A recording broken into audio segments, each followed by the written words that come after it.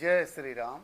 मनुष्य का जीवन जो हम सबको मिला है, ये केवल भौतिक सुख के लिए नहीं मिला है, बल्कि धर्म, सत्य और सदाचार के पालन के लिए मिला है। अधर्म से प्राप्त सुख अंततः भयानक दुख का कारण बनता है। जैसे रिश्वत लेना, जिसे हम कहेंगे कि अन्याय पूर्वक धन का अर्जन करना, जीवन में झूठ बोलना और दूसरों की निंदा करना, ये तीनों चीजें मनुष्य के चरित्र को भीतर से खोखला कर देती है। रिश्वत लेना,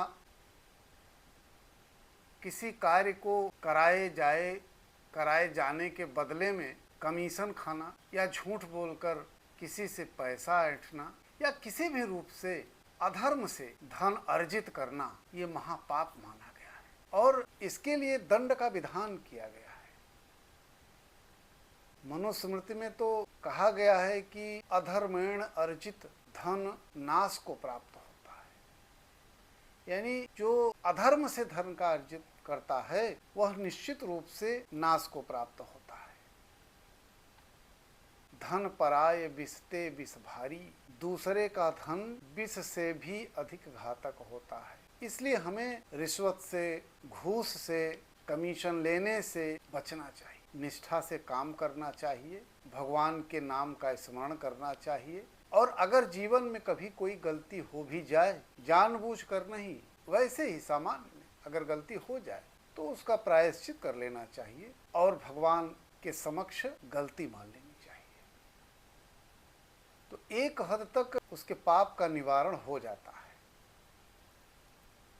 अधर्म से कमाया हुआ धन कुछ समय तक तो सुख देता है और लगता भी है व्यक्ति को कि बड़ा अच्छा है, बड़ा पैसा आ रहा है, हम उससे भौतिक सुख साधन सब खरीद सकते हैं, सब कर सकते हैं, होता ही है। लेकिन जब उसका अंतिम परिणाम आता है तो बड़ा भयानक होता है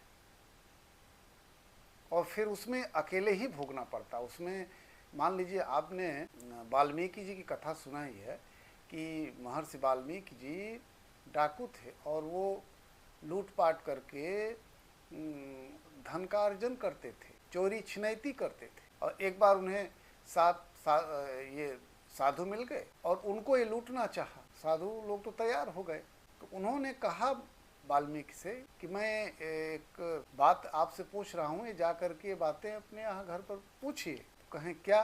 कहे जो ये पाप कर्म कर रहे हैं, क्या इस पाप कर्म को भोगने के लिए आपके बच्चे, आपकी पत्नी आपका साथ देंगे? वो गए, पूछे तो बच्चों ने और पत्नी ने तो सीधे इनकार कर दिया, मैं क्यों भोगूं, अधर्म आप कर रहे हैं, मैं क्यों भोगूं, मैं केवल आपके द्वारा जो अर्जित धन है उसी का सुख भोग करूंगा। ये जो दंड का विधान जो भोगना है, आप ही को भोगना है। उनकी आँख खुली और आए और ऋषियों मुनियों से क्षमा मांगी और फिर बहुत भजन में लग गए और फिर डाकू से एक ऋषि महर्षि हो गए। ऐसे तमाम उदाहरण हैं। तो गरुड़ पुराण में अधर्म से कमाए हुए धन को घूस के रूप में, रिश्वत के रूप में कमाए हुए धन के लिए काल सूत्र जैसे नरक में कष्ट भोगना पड़ता है। और काल सूत्र में क्या होता है कि उसमें जलती हुई भूमि पर जीवात्मा को यातना दी जाती है, उसमें शरीर को बार बार जलाया जाता है, फिर ठीक किया जाता है। जीवात्मा को भूख और प्यास की बड़ी तीव्र पीड़ा होती है, लेकिन उसे कुछ दिया नहीं जाता, कुछ मिलता नहीं है, उसको कष्ट ही भोगाया जाता है। और शरीर को जलती हुई वस्तुओं से उसे छुआया जाता है। इसलिए मैं आप सबसे यही विनती करता हूँ कि सुख पूर्वक और ईमानदारी पूर्वक धन का ही उपयोग करिए, नहीं तो आपको निश्चित ही महादुखों का सामना करना पड़ेगा। कहु न कोउ को सुख दुख कर दाता, निज कृत कर्म भोग सब। जय श्री